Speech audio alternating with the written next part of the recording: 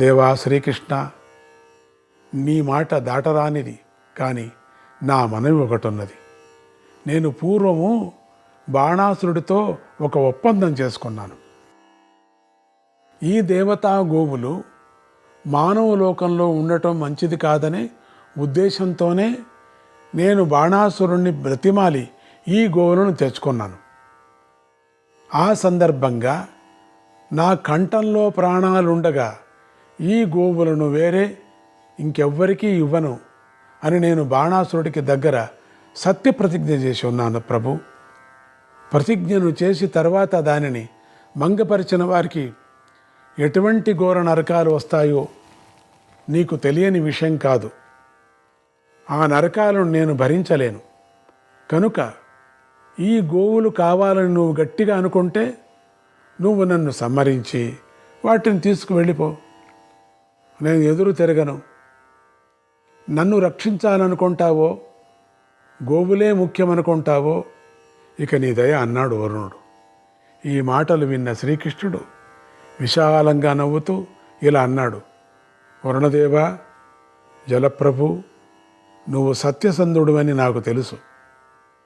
నాకు నీలోని పరివర్తనే ముఖ్యం కానీ గోవులు ముఖ్యం కాదు. నేను వచ్చిన పని నెరవేరింది. నీ గోవులు నీ దగ్గరే ఉండని, నువ్వు సుఖంగా ఉండటమే నాకు కావాలి. భూలోకానికి వద్దివి. అందుకోసమే మా సత్యభామాదేవి అడిగను కూడా ఈ గోవుల కోసం నేను పట్టుబడటం లేదు. నీకు శుభమగుగాక, శుభం శుభం అన్నాడు. ఈ అనుకోని పరిణామానికి వరుణదేవుడు సంతోషంతో తబ్బిబ్బై మంగళవాద్యాలు మ్రోగింపజేసి శ్రీకృష్ణుడికి అర్ఘ్యపాద్యాలు ఇచ్చి అర్చనలు చేశాడు. ఆ తరువాత బలరాముడికి కూడా అటువంటి సేవలే చేశాడు. ఆకాశంలో ఉండి కృష్ణ వరుణ యుద్ధాన్ని గమనిస్తున్నటువంటి దేవతా సంఘాలు, మహర్షి సమూహాలు కూడా శ్రీకృష్ణుడి యొక్క ఈ అపూర్వ దయామయ చర్యకు పరమానందపడి శ్రీకృష్ణుడికి అనేక రకాలుగా అభినందించారు. వారిలో ఉన్న నారద మహర్షి శ్రీకృష్ణుడి దివ్యలీలను మరింత విశేషంగా గానం చేశాడు.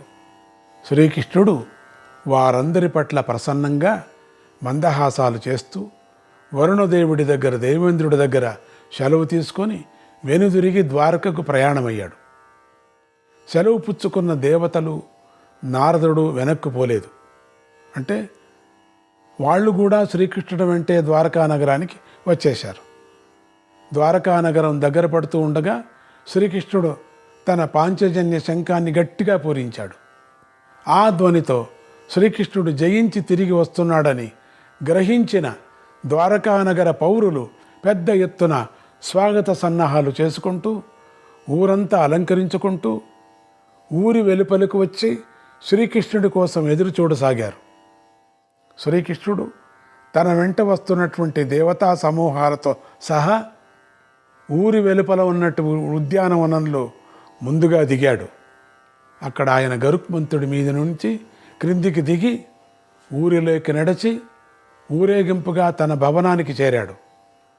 శ్రీకృష్ణుడితో పాటు వివిధ దేవతా వర్గాల వారు ద్వారకానగర వాసులకు ప్రత్యేకంగా దర్శనమిస్తూ శ్రీకృష్ణుడి వెంట ఆయన భవనంలోకి నడిచారు అందరూ కూడా. ఆ సమయంలో దేవతల విమానాలన్నీ ఆకాశంలో గిరిగిడీలు కొట్టాయి. వాటిలో కొన్ని గజాకారంలోనూ, కొన్ని అశ్వాకారంలోనూ, కొన్ని వృషభాకారంలోనూ, ఇలా రకరకాల ఆకారంలోనూ పురప్రజలందరికీ కూడా ప్రత్యక్షంగా కనిపించాయి. నింగిలో దేవతా విమానాలను ప్రత్యక్షంగా దర్శించిన ద్వారకాపురవాసులు ఆనందపరవశులై శ్రీకృష్ణుడి రకరకాలుగా ఇలా కీర్తించసాగారు. శ్రీకృష్ణుడి వల్ల కాదా మనమందరూ దేవతల్ని ప్రత్యక్షంగా దర్శించగలుగుతున్నాం? శ్రీకృష్ణుడి వల్ల కదా మనం ఏ భయము బాధ లేకుండా మనమంతా జీవించగలుగుతున్నాం?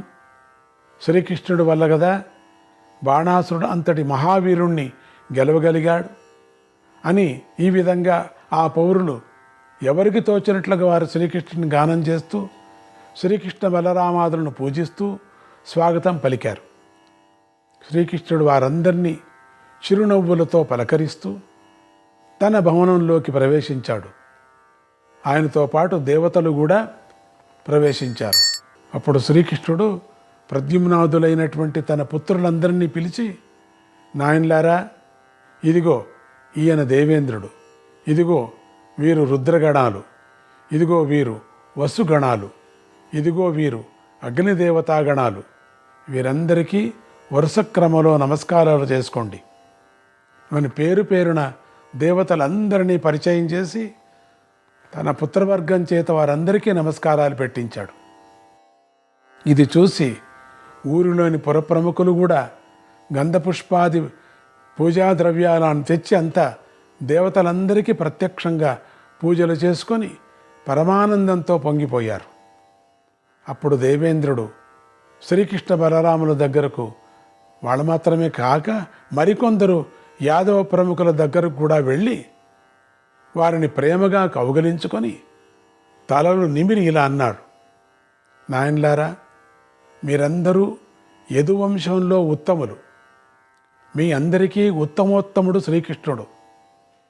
ఈయన పరాక్రమాన్ని ఆశ్రయించి మీరే కాదు, మేము కూడా సుఖంగా నిర్భయంగా ఉన్నాము. సాక్షాత్తుగా కుమారస్వామి ఎదుట 1000 చేతుల బాణాసురుడి చేతులు నరికి శత్రువులను గెలిచి తన మనవుడు అనిరుద్ధుణ్ణి తను క్షేమంగా తెచ్చుకున్నాడంటే అది సామాన్యమైన విషయమా? ఈయన ఇంకా ఎన్నో అద్భుత కార్యాలు నిర్వహించాడు. ఇక మీరంతా హాయిగా ఆయనను సేవిస్తూ ఉల్లాసంగా జీవించండి అన్నాడు ఇంద్రుడు. ఈ విధంగా శ్రీకృష్ణుడి బహిరంగంగా స్తుతి చేసిన దేవేంద్రుడు మళ్ళీ మరొకసారి శ్రీకృష్ణుడి ఆలింగనం చేసుకొని తనతో పాటు వచ్చిన దేవతలందరినీ వెంట పెట్టుకొని స్వర్గలోకానికి వెళ్ళిపోయాడు. దేవతలతో పాటే వచ్చినటువంటి మహర్షి బృందాలు కూడా శ్రీకృష్ణుడి ఆయన పరివారాన్ని ఆశీర్వదించి ఎవరిదోన వాళ్ళు వెళ్ళిపోయారు. ఇంతలో శోణితపురం నుంచి మయూర రథం మీద బయలుదేరిన ఉషాదేవి సమస్త పరివార సమేతంగా అక్కడికి చేరింది. ఆమె వెంట చాలా విస్తారమైన సఖీ బృందం ఉంది. వారందరినీ గమనించిన వృద్ధుడైన ఉగ్రసేనుడు మెల్లగా లేచుకొని వచ్చాడు. ఈ పాటు ఉగ్రసేనుడు మాత్రం బంగారు కర్రలతో నిల్చున్నాడట. ఇంకొక కర్ర వజ్రమాణిక్యాలతో ఎవరు పట్టుకోవద్దని చెప్పాడు. ఒక కర్ర వజ్రమాణిక్యాలతో ఉండేది, ఇంకొక కర్ర బంగారుతో నిల్చున్నాడు. అద్భుతంగా దాన్ని కళాకరణ చాలా అద్భుతంగా చేశారు. 2 కర్రల మధ్యలో నిల్చొని శ్రీకృష్ణుడు వంక చూసి ఇలా అన్నాడు, శ్రీకృష్ణ, ఉషాదేవి వెంట వచ్చిన సఖీవర్గంలో ఉత్తమ రాజకన్యకలు చాలామంది ఉన్నారు. వీరందరితోనూ మనం బంధుత్వం కలుపుకుంటే బాగుంటుంది కదా. ఉదాహరణకు వీరిలో కుంభాండ పుత్రిక అయినటువంటి ఆ రమాదేవి ఉంది. ఈమెను మన సాంబుడికిచ్చి ఇస్తే బాగుంటుంది కదా. అలాగే మిగిలిన ఉత్తమ కన్యలను కూడా మన వారిలో మంచి యువకులకు ఇచ్చి చేస్తే బాగుంటుంది అన్నాడు. ఆ మాటలు విని అక్కడున్న పెద్దలంతా సంతోషంగా పకపక నవ్వుకున్నారట. బాగుంది బాగుంది బాగుంది అన్నారట. వాళ్ళ సంభాషణ. ఈయనొకటి చెప్తే ఆయన ఒకటి చెప్తాడు. ఉషాదేవితో వచ్చిన అప్సరస చిత్రలేఖ మాత్రం ఉషాదేవిని అక్కడ పెద్దలకు అప్పజెప్పి తాను స్వర్గలోకం వైపు వెళ్ళిపోయింది చిత్రలేఖ. ఈలోగా అనిరుద్ధుడి తల్లి అయినటువంటి ప్రభావతీదేవి, నాయనమ్మైనటువంటి రుక్మిణీదేవి అక్కడికి వచ్చి అనిరుద్ధుణ్ణి కౌగిలించుకొని చచ్చి బ్రతికాడమ్మా బిడ్డ అంటూ కంట తడి పెట్టుకున్నారు. ఖండితంగా వాళ్ళు తల్లిదండ్రులే కదా. శ్రీకృష్ణుడు రుక్మిణీదేవిని పిలిచి, రుక్మిణి, ముందు మనవరాలి సంగతి చూడు. ఈమె ఉత్తమ రాజకన్యక. మన పిల్లవాడి కోసం ఎంతో సాహసం చేసింది. ఇప్పుడు మన ఇంటికి కోడలుగా వచ్చింది. ముందు ఈమెను దగ్గరకు తీసుకో, ఆదరించు, మన బంధువులను పరిచయం చేయి అన్నాడు. అప్పుడు రుక్మిణీదేవి, ప్రభావతీదేవి కూడా ఉషాదేవి ప్రేమగా దగ్గరకు తీసుకొని తమ ఇంట్లోకి తీసుకువెళ్ళి ఆదరించాడు. ఆ తర్వాత ప్రద్యుమ్నుణ్ణి మరో భార్య అయినటువంటి మాయావతి కూడా ఉషాదేవిని తన ఇంటికి తీసుకువెళ్ళి బాగా ఆదరించింది. అందరూ కలిసి ఉంటారు. ఎప్పుడో అప్పుడప్పుడు కొంచెం మంచి పనులు చేయటానికి కొంచెం కోపాలు ఉంటాయి అంతే. ఆ తరువాత ఇతర బంధువర్గం కూడా వంశాచార ప్రకారంగా ఉషాదేవికి చేయవలసిన మర్యాదలన్నీ చేశారు. ఆ తర్వాత ఉగ్రసేన మహారాజు సూచించిన వివాహాలన్నీ జరిగాయి. ఆయన చెప్పాడు కదా పెద్ద ఆయన, వాళ్ళకి వాళ్ళని చెయ్యి, వీళ్ళకి వీళ్ళని. వాళ్ళంతా ఉషాదేవి సాగనంపటానికి ఆ విమానంలో, మయూర విమానంలో వాళ్ళందరూ చలికెత్తులుగా వస్తే వాళ్ళందరినీ ముసలాయన పట్టేశాడు. అందంగా ఉన్నారు వీళ్ళందరూ చేసుకుందామని. కృష్ణుడు ఏమీ చెప్పలేకపోయాడు. తొందరగా వాళ్ళందరినీ కూడా చాలామంది మనవాళ్ళు ఉన్నారు అక్కడ. ఆ మనవాళ్ళందరికీ చేసేశారు. ఆయన చెప్పినట్టుగా చేశారు. చేయకపోతే ఆయన ఏదో మాట్లాడతాడు, ఆయన వినడు, వినిపించుకోదు. అందుకని ఎందుకు ఈ గొడవ? బాగానే ఉన్నారు వీళ్ళు కూడా దేవకన్యల్లాగా. అందరూ ఉల్లాసంగా సంతోషంగా ఉన్నారు. ఉగ్రసేనుడు చాలా సంతోషంగా ఉన్నాడు. ఈ విధంగా ఇంతవరకు బాణాసుర గర్వభంగ ఘట్టాన్ని వివరించిన వైశంపాయన మహర్షి జనమేజయ చక్రవర్తితో తన ప్రసంగాన్ని ఇలా కొనసాగించాడు. జనమేజయ, బాణాసుర చరిత్ర గురించి నువ్వు చాలా సందేహాలు వ్యక్తం చేశావు. ఆయన అడిగేది నేను అడుగుతున్నాడు ఇప్పుడు. నా కథనంలో వాటన్నిటికీ పరిపూర్ణంగా సమాధానాలు వచ్చేశాయి. గమనించావా? నీ మనస్సులో అంతర్గతంగా శ్రీకృష్ణుడి యొక్క మూలతత్వం గురించి కొన్ని సందేహాలు ఉండేవి కదా.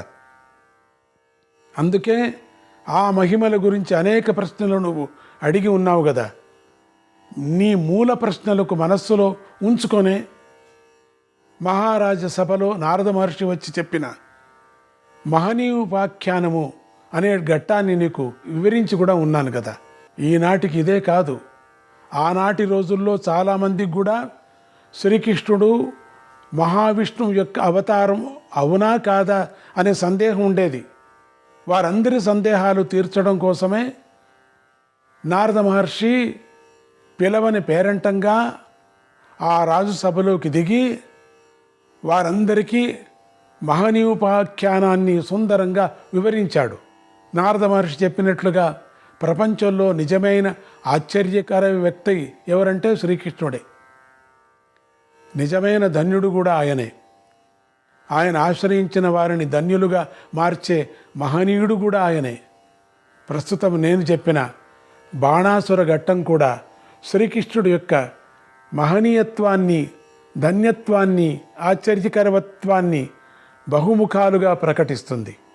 ఈ ఘట్టం చివరిలో దేవతా వర్గాలన్నీ శ్రీకృష్ణుడి వెంట వచ్చి ద్వారకాపుర వాసులందరికీ ప్రత్యక్షంగా దర్శనం ఇచ్చాయని చెప్పుకున్నాం.